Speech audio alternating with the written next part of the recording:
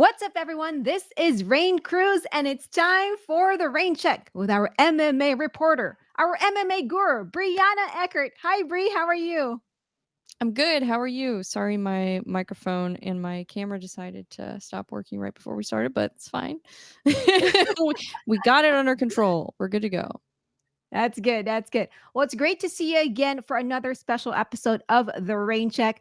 UFC 312 is happening this Saturday, Sunday in other parts of the world at Kudos Mhm. Bank Arena in Sydney, Australia. Everyone worldwide wants to see this card, which means the whole world needs to hear your predictions, Bre. Are you ready? All right. I mean, this is going to be a really tough one to predict, honestly, because I feel like a lot of them can go either way, but I'm going to try. I'm going to try. We'll And see. again, as a disclaimer, if you guys are gonna base your place your bets Yeah, I based don't on even these when predictions. people get mad at me for like they bet on my picks and I'm like, I'm just being honest, but this sport, here's the thing about MMA. There are so many different ways to lose and so many different ways to win in MMA that it's so much more difficult to predict than other sports. So, bet at your own risk, guys, okay? But I'm saying who I honestly think will win these fights. So if they lose, you know what? That's not their fault. That's not my fault. It's really nobody's fault. But it's But just if you get it makes me laugh sometimes with but if you guys predictions. But win I love based it. on Bree's picks, send her a DM on Oh yeah, Instagram on then it yeah, then I have a different opinion. No, I'm joking. I'm All right. Well, joking. before we get to the main card of UFC 312, let me ask you about your prediction for Wang Kong versus Bruno Brazil. They're going to be fighting in the preliminary card. The Joker is trying to bounce back from her first ever loss back in November of last year. Will she be able to redeem herself at UFC 312? Yeah, this one is really interesting because they are both very highly skilled fighters. Obviously, I think the biggest difference to me with them is their octagon experience. Obviously, Bruna Brazil has more octagon experience than Wang Kong. But interesting fact about Wang Kong, she has a victory in kickboxing, I found out, against Valentina Shevchenko. I mean, this was years ago, like years ago.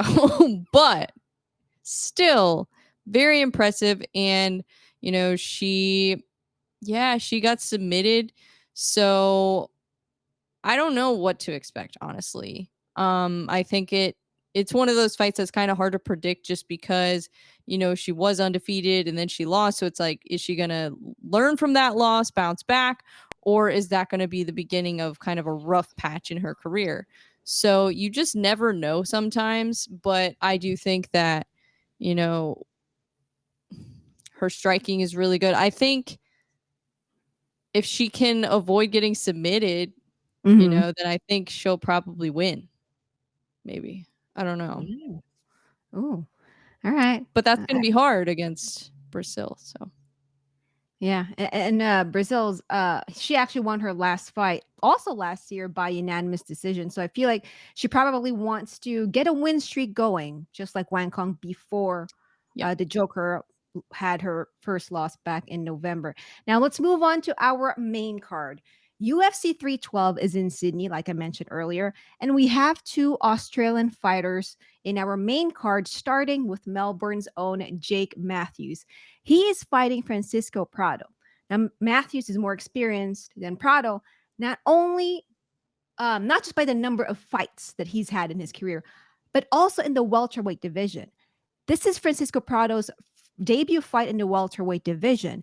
Now, Bre, do you think that this bout is all in favor of for the Aussie Jake Matthews? I just think that Jake Matthews is one of those fighters that's hard to pick against when he's in his hometown. I think that there are just some that I don't know. I mean, he's been in the game for a long time. He's a vet. So I think his experience and just his experience in like big pay-per-views and big fight nights. I think that plays a big factor. And I think, you know, I don't know. I don't know who's the underdog or who's the favorite in this fight. I haven't looked at the odds. I usually don't until like the day of the fights. But yeah, I think who do I pick in this one? I don't know. I just have a feeling maybe Jake Matthews will win this one. Okay. Okay. Just kind of a I don't know. Probably since he's more veteran and more experience as well in the division, right? Yeah, I just think yeah. I mean, I hate doing predictions because like it's so hard to get these right. But it's so hard. I'm like, dude, as soon as I say this, I'm gonna jinx it. But I just yeah, I mean, I know he's not exactly in his prime anymore, but I still do think that there is an advantage of being a vet like he is and having the Mhm. experience that he does and being in his hometown on top of all of that. So Yeah. those are factors that really have nothing to do with the fight stylistically, have nothing to do with their skills, have nothing to do with any of that. But sometimes that's the stuff that matters. And in this matchup, I think his experience as, you know, just a veteran of not only the sport, but the UFC, that's the big factor is like being a vet in the UFC, you're fighting the best of the best. So your losses, yeah, you're going to have losses. I mean, look at, you know, Jim Miller, he has losses, but then he'll go on a win streak, you know, and he's had a very long career. So it's like, yeah, in a lot of these matchups, sometimes I'm always going to lean toward the vet because they, in my mind, have more weapons available. They have more Mm. ways to win. They have more ways to escape, you know, submissions and their head movements usually. Well, not always, but in some cases, their head movement gets better as they get more experience. And there's their reflexes, instincts in general, but it just depends on the fighter. But I do think I'm going with Jake Matthews on this one. Okay, okay.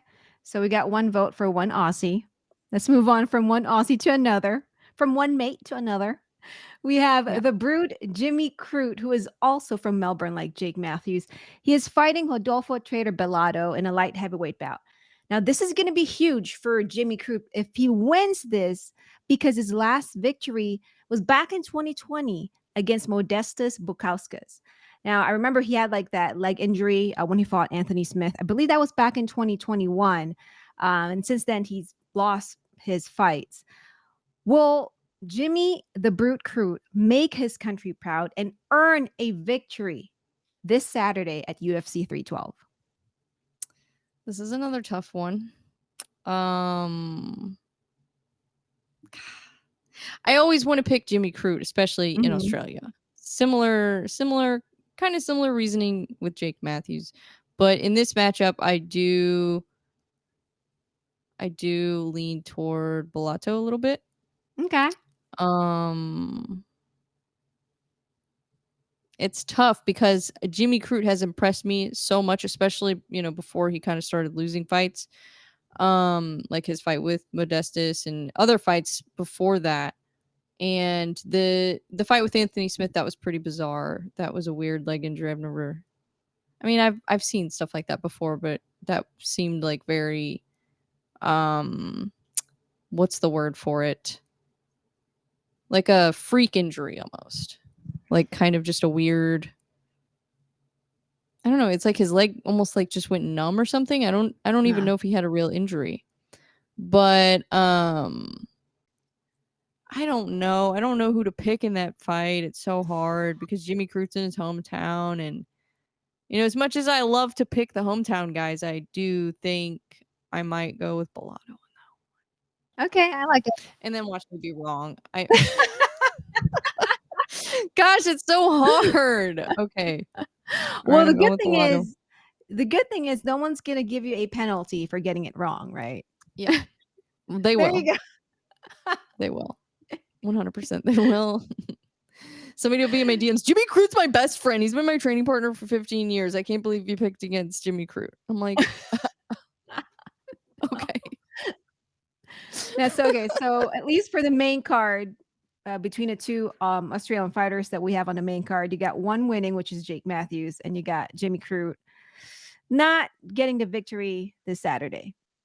Yeah, I don't know why. I just have a feeling that it's going to be Jake Matthews that wins one, and then um, I feel like, yeah, I feel like that's a tough fight to Okay. call. Okay. But Now, here's another tough one for you. Let's move on to the heavyweight bout between Justin Tafa and Taliesin Teixeira. Both fighters have 7 finishes in their professional careers. Justin has done more, though, in the UFC with 4, compared to Taliesin, who is just making his UFC debut, UFC pay-per-view debut after his round 1 finish at the Dana White's Contender Series last year. Bre, I have this 2-part question for you. Do you think that this bout will end in a stoppage? And if so, who will finish who? I definitely think it's going to be a stoppage for sure. I think that this is another tough one. Man, here's the thing. This almost kind of reminds me of like when Rebellis Despain came to the UFC, because we have another 6'7" heavyweight.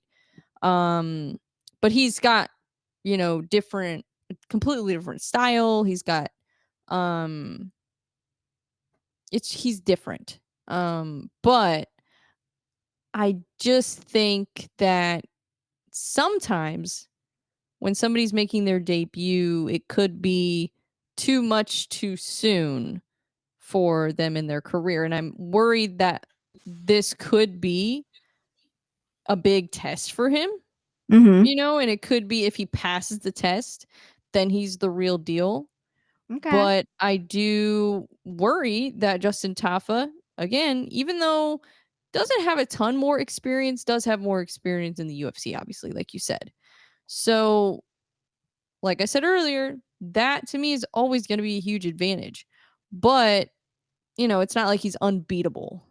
And I think that this guy, so how am I supposed to pick against someone who hasn't lost yet? It's like, it's tough because he hasn't given me a reason to not believe in him, right? So I think that I am going to pick Teixeira, but I wouldn't be surprised if Justin Tafa wins, um, just based on his experience in the UFC fighting, really probably higher level competition, let's be honest. But I do think there's something about having an undefeated streak, having momentum, and going into a fight where, yeah, you're less experienced and you're on a big stage. Your first fight being on a pay-per-view this big in somebody's hometown is crazy to me. Like, that is an insane way to make your debut. So it's like, yeah, that's a lot of pressure. So can he handle the pressure? He's still pretty young. I think he's like 25 or 26 or something like that. So still pretty young, still has plenty of time in his career. So even if he loses, it's not like, this would be a bad loss by any means. This is a really tough debut. So I think that he might be able to pull it off. So I'm going to pick Teixeira, but like I said, it's heavyweight too. Anything can happen at heavyweight. Yeah. Heavyweight is crazy. That's when you get like the biggest surprises, right, in the heavyweight division, because you're like, oh my Y God, I can't believe that person did it. And Yes, how? exactly. How? Yes, Okay, now 100%.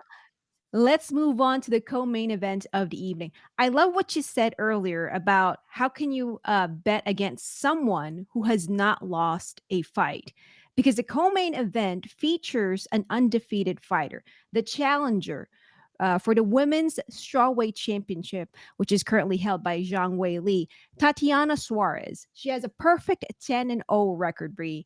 Now, going by what you said earlier, how can you bet against someone who has not lost a fight? Is this going to be your the same idea for this bout between Zhang Weili versus Tatiana Suarez? On this one, I think I do lean more toward the experience gap. I think that there is a big difference in experience between the two. I think, in my opinion, this fight it could go either way. So Mhm. I think it's just as much. I would say it's probably like 55-60% Weili, and then like, 40-45% Tatiana. If I had to percentage wise who I think is more likely to win. I don't know how to do odds, so I don't like I said, I don't gamble. So I'm going with percentages here because that's the way my brain works. But anyways, so I think that here's what I'll say about Zhang Weili, and then I'll give you my take on Tatiana instead of kind of trying to compare them both at the same time. So Zhang Weili has impressed me every single fight, impresses me more and more in different ways. And she looks different from each fight to the next, Mhm. which can be honestly can be an advantage in itself and is similar to the main event in Drickus because they're constantly changing their game plan, they're constantly developing, which that makes it very hard to prepare for them as their opponent.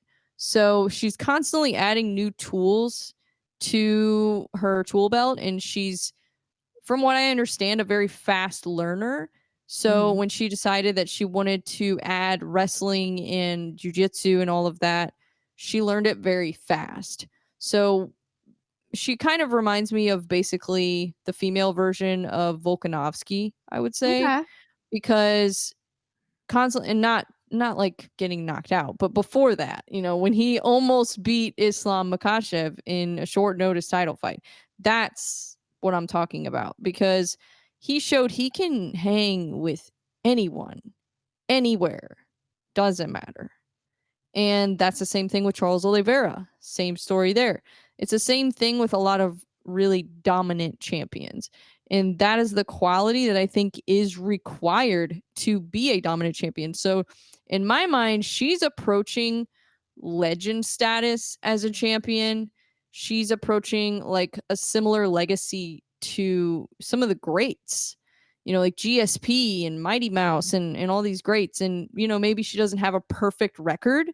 necessarily, but how she's been able to improve her skills every single fight and just, win fights that sometimes we didn't think she was going to win. And so I just think that there's something to be said about that. And just the way that she's constantly developing. She's apparently doing her camp in Thailand, I think Mhm. mostly for this fight, which is really exciting.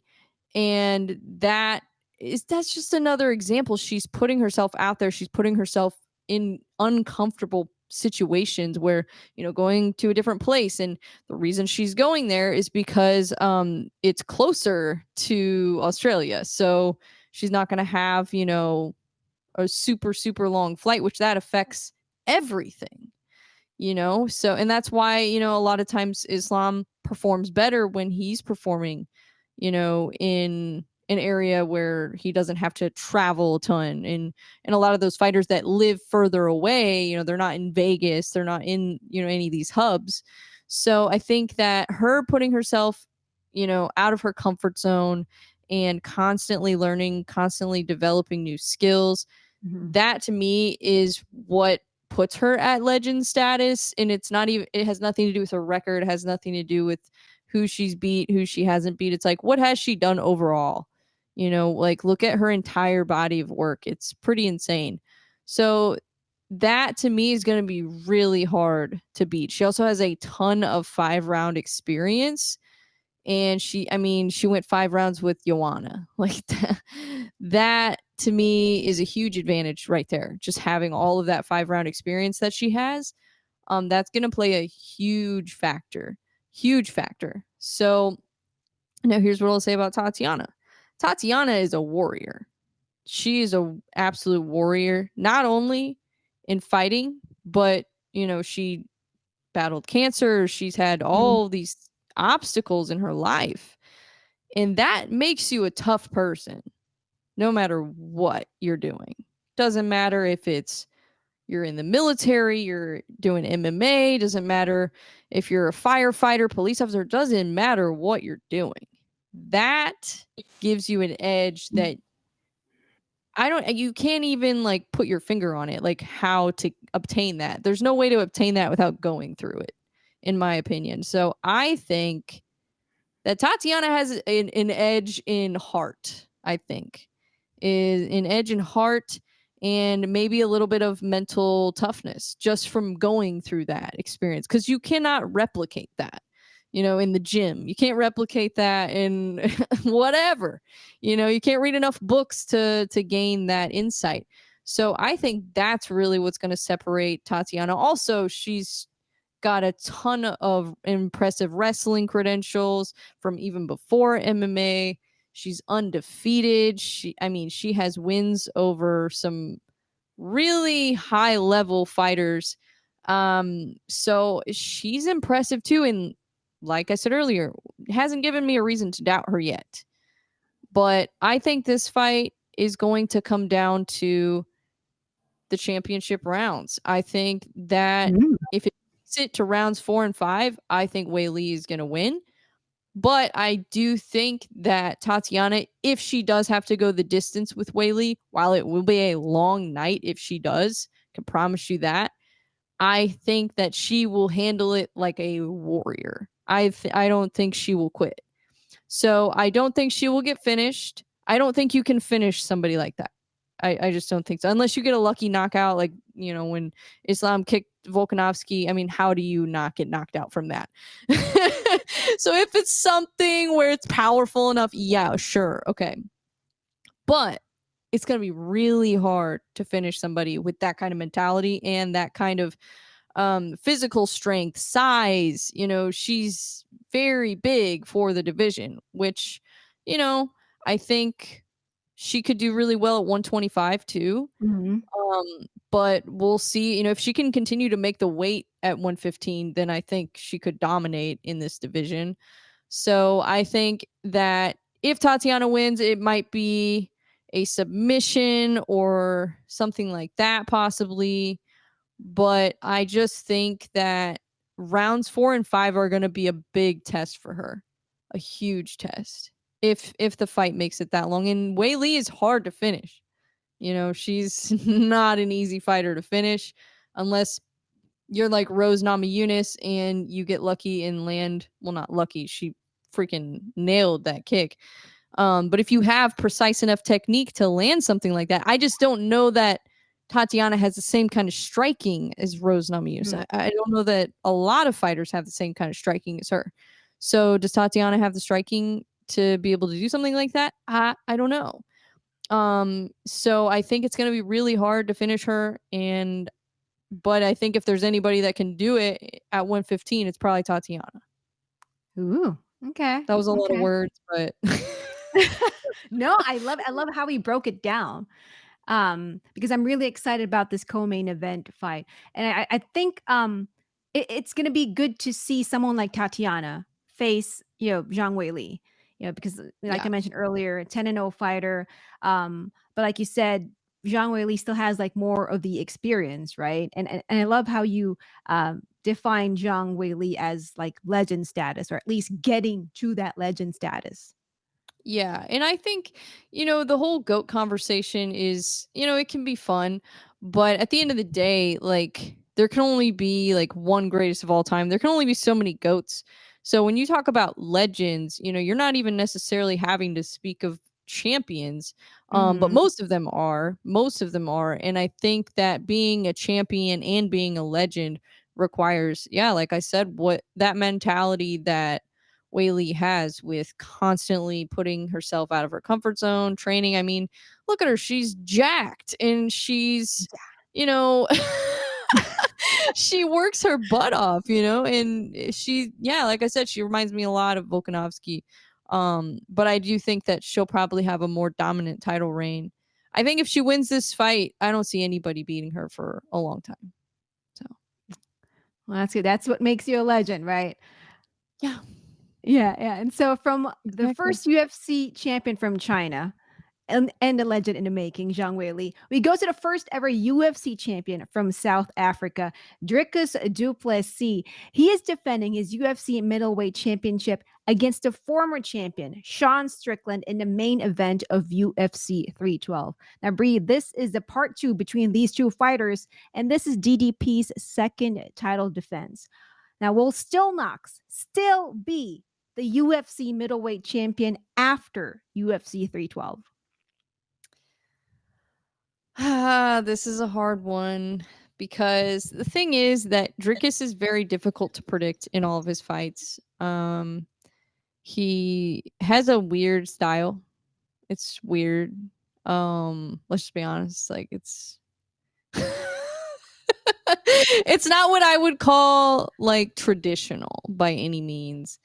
And it's very, I don't know. I just visually it's kind of confusing. But it works. And for that reason, he, is able to trick his opponents almost. Because they don't know what to expect from him ever. He's unpredictable. So it's like you never know what his game plan is going to be. You never know what he's going to do in there. You never know what's going to happen. So that's really hard to prepare for. I think Sean. I thought Sean won the first fight. Really? Okay. Yeah, I thought Sean won the first fight, not by a mile, but I thought, he's the champion, so I figured they would, if in a fight that close where Mhm. he landed more shots, I thought you give it to the champ, but they did not. So I was like, okay, all right, that's fine, And I'm a Sean Strickland fan. The reason why I like Sean Strickland so much is because of the way that he's been able to apply traditional boxing technique into MMA and mix it into MMA really well. Now, what people don't understand about Sean is that he had a really bad injury on his leg from a motorcycle accident. And so that really limits what you can do in the octagon. But boxing, honestly, and I know this from experience, you can train boxing with injuries on your knees, injuries in your leg. You can still train. I mean, it's not going to be fun, but you can you can do it. But whereas other things like grappling and even Muay Thai, you really risk in like a serious injury doing that. Whereas the injury risk is a little bit lower in boxing. So I think that's why Sean probably focuses primarily on his boxing technique. Now he does grapple and he is a really good grappler too, and he has good takedown defense. So you like Dricus can get him down, but how long can you keep him there to be able to do Mm. damage, to be able to submit him? Probably not, probably not. But now that Sean has lost the belt, my question is, how hungry is he to get it back? Is he kind of accepted that the belt is no longer his? And okay, if I win this fight, whatever. I don't know where he's at mentally. I know where Dricus is at mentally. I think he is very mentally focused. I Mhm. think that's probably one of his biggest advantages. He seems very focused. He seems very confident too. He seems like just level-headed, doesn't get super emotional about things, which I think is important with fighting. But also some fighters fight better when they're emotional. We saw with Conor McGregor, like that guy was, let's be honest, a little insane. But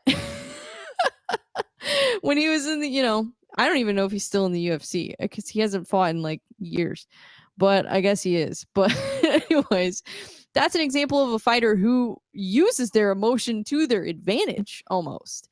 And so, can Sean do that? He's very outspoken, he's very emotional, and sometimes that can make a fighter fail, because they kind of let their emotions get the best of them. Mhm. So is that what's going to happen to him? I don't know because he's probably still salty about losing the belt. Honestly, I would be. I'd be salty about that till I was like a grandma. Like talking to my grandkids, I'd be like, "Yeah, I remember when I almost beat DDP." Like I seriously would be salty about that for the rest of my life. But I don't know where Sean is at. So Uh-huh. I don't know how much that's going to play a factor. And those are things that, have nothing to do with their styles, has nothing to do with their statistics, resume, any of that. Those are the things that matter a lot, though. And especially in a title fight, those things really matter because this is 5 rounds. It's the main event, it's in Australia, it's a pay per view. I also wonder how Strickland is going to be at the press conference. I think once I see the press conference, I think I'll be able to predict the fight. Because you So can kind I of have to gauge see like that Strickland's first. like headspace then. Yes, I need to see the press conference, then I Mhm. will probably be able to make a firm prediction on that. Because I do think that matters, and I do wonder, how hungry he is to get the belt back. I mean, I'm assuming he wants to make money, obviously, and get his belt, but, how bad do you want it? Because I know Drickus is training hard, and he's definitely gonna be ready. Mhm. So, and also, what tricks might Drickus have up his sleeve that he didn't have the last time? Is he going to switch it up and try a new game plan? Is he going to use, maybe Sean has some new tricks up his sleeve too. He's been training with Nina Drama. Obviously, she's an MMA legend. She's been in zero MMA fights, but I'm joking. But things like that, even just having fun in the gym sometimes can help your mental health. And those things actually can help you. So who knows? Maybe that might be a fun thing for him to add to his training. Have some fun in the gym for once. Lighten up a little bit, buddy, because he gets so mad. So I don't know if maybe maybe that'll help him calm down. But yeah, it'll be fun to see if he kind of mixes up his attacks a little bit more. Maybe throw some more knees and stuff like that. Maybe use a little bit of grappling, maybe not necessarily getting takedowns and things like that, but maybe using the clinch. Um, Mhm. I don't know. I just don't know what to expect from him. I don't know if it's gonna be if it's the same fight that they had before, Mhm. then I still think Sean wins because I thought he won that fight. So Okay. I think that it's going to depend on how much has Drickus improved since then. And will Sean kind of go back to some of his OG stuff that he used to use back in the day? Whereas now he mostly, uses his hands.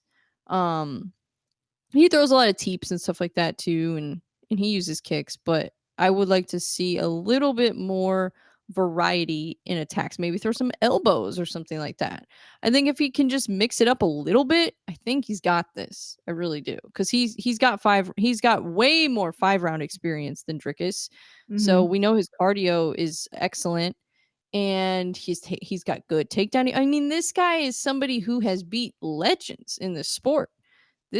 Sean Strickland, laugh all you want, but he honestly is one of the greatest middleweights we've ever seen because look at what he's been able to do with a relatively simple style of fighting that kind of eliminates a lot of training that you have to do. I mean, he's still doing all that training, but he's mostly boxing in there. And especially I would say his last few fights. Before that, we saw more kickboxing, we saw more grappling, especially early in his career. He grappled a lot, but we don't see that as much anymore. And I think that comes too with just getting older. Like a lot of these Mhm. fighters, they just want to strike when they get older. They don't want to grapple. Like my knees hurt. So, I don't know what to expect from him. But I think I'm gonna pick Sean. I don't know. Because he won the first fight, I thought. Um, And yeah, I'm probably going to be wrong on this. So definitely don't bet on Sean. But I don't know. I mean, as an underdog, I'm assuming he's going to be the underdog in this fight. As an underdog might not be a bad idea. I don't know. But I do think that there's a huge possibility that Drickus has improved a lot since that fight and could bridge that gap to make me believe that he can actually really beat him. Kind of like when Volkanovski and Holloway fought the third time. mhm. That's when I was like, okay, yeah, Volkanovski's that guy. Like, because the second fight, I was like, because to me, Max Holloway was the guy in featherweight at the time. I was like, he's the featherweight, number one right now by, over everybody. But then Volkanovski proved me wrong in the third fight, and then after that, it was just like continuous greatness till he got knocked out, unfortunately. But it's a similar. I don't know. I'm trying to find something to compare it to, but it's like, yeah, that's what I think about it. I think that Sean could win his belt back. Okay. Okay. I love that. Now, you mentioned earlier you thought that Sean Strickland won the part one between him and DDP. Now, in this part two, do you also think that it will end in a split decision, kind of like how part 1 ended? I think it will. I think it will go all 5 rounds most likely. But the thing is, that's because I think Sean will win. I think the only way for Drickus to truly beat Sean, you know, unless it's a close controversial decision, let's, exclude that from what I'm saying, but I think the only way to really beat Sean is to finish him, which is very hard to do. Very hard to do. But we just saw Izzy get knocked out by Nasruddin Imavov, so anything is possible. I'm still coping about that. I don't even want to talk about, like, I was going to do a recap. I haven't done it yet because I don't even want to talk about it yet because I'm a big Israel Adesanya fan. But I wasn't Mhm. mad about it whenever he lost to Sean because that was a great fight. First of all, it was a great fight. And also because I really liked Sean and I kind of wanted to see Sean have his moment, Um, but we'll see. I just, because I've been so high on Sean for so long, way before he was ever champion, Mhm. like when he was fighting on fight nights, I was like, he should be up there, And I think because of, his persona, sometimes people just don't take him as seriously, unfortunately. But as a fighter, like he's one of the best. And it's kind of crazy when you look at his resume, like who he's beat and what he's done in the sport. And yeah, I mean, but Drickus is really good too. So it's hard. It's really hard. Oh, but I don't know. I just thought Sean won the first fight, so I think he feels obligated to get his belt back at least once. At least because then we can get a trilogy, and then we can see this fight a fifth time, or not a fifth time, third time. Third time. Okay. Yeah, Okay. I fifth like that fifth idea. time. That would be Pereira and Israel. That's what I'm thinking. Fifth time, which Okay, we'll so I'm gonna probably never quickly see ask that. you. I'm gonna quickly ask you. With regards to part twos, part threes of like certain matchups, right? For example, because I feel like when we get to like a part two, these guys, for example, DDP and Sean Strickland, they've already fought each other, felt each other. They already know how each other works, right? For you as a fan and as an MMA guru, do you get excited when you see a part two of a matchup, or is it kind of like, some part twos are okay, some rematches are really great? I love a rematch. Hmm. The only time that they get annoying is if they book like a bunch of rematches in a row. Hmm. That kind of annoys me when it's like 3 pay-per-views in a row are all rematches. Like, come on. But as long as they kind of space them out, I love a rematch main event. To me, that's super exciting because like the Connor in Diaz fights, love it. I love it. Shogun versus Henderson. Love it. Like there are definitely fights where it's like they could make that fight 10 times and I'd watch it 10 times. So it just depends on the matchup. But if it's a good stylistic matchup or if there's something significant that has happened since the original fight, like let's say Max Holloway goes out and knocks out, I don't know, Dustin Poirier, and then he goes and knocks out, I don't know, I'm trying to think of, let's say he uh just knocks out like 3 top 5 lightweights in a row. Then are you excited about him rematching Taporia? Yeah. I mean, that is so unlikely that would happen, but it could, you never know. Or if he just has an impressive performance against, some really high level, like former champions or current champions, like, and then goes back and tries to avenge a loss, you're now thinking like, who's gonna win this? Whereas if they were to rematch right now, you'd be like, well, Taporia is gonna win this fight.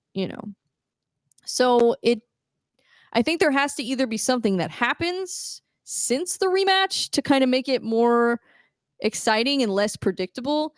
And then Okay. if not, it needs to be a rematch that is either just a really great stylistic matchup or a controversial first, decision or an injury, like something like that. Like if they got injured, like Max Holloway and Charles Oliveira, I think should fight again at some point because that was like a weird like throat injury or something, I think. And I don't know. I don't think they've fought since then. I have to look. I always forget fights that happened, but I'm pretty sure they haven't had that rematch yet. But we could see that at some point. That would be exciting. But, if things kind of work in the right direction. But yeah, like some rematches, love them. Some rematches I feel like can be a little redundant. So, but most of the time I like it. Okay. Okay. I love that. We almost had a rematch at UFC 311 between Arman Sorokin and who's he supposed to fight? I forgot. Islam. Makhachev. Yeah, Makhachev. But at least now we get one between DDP and Sean Strickland. Yeah, and this is a great rematch because the first fight, I thought it was a great fight. I mean, a lot of people criticize Sean Strickland's style because when he's on the mic, people, think he's like, I'm gonna fight to the death. And then he's just, But I do think it's fun to watch. It's entertaining. And like I like watching defense just as much as I like watching offense too. So his defense is that's probably one of his best attributes is Sean's defense and his pace management. The way he manages his pace and manages his energy is why his cardio is so good. So, yeah.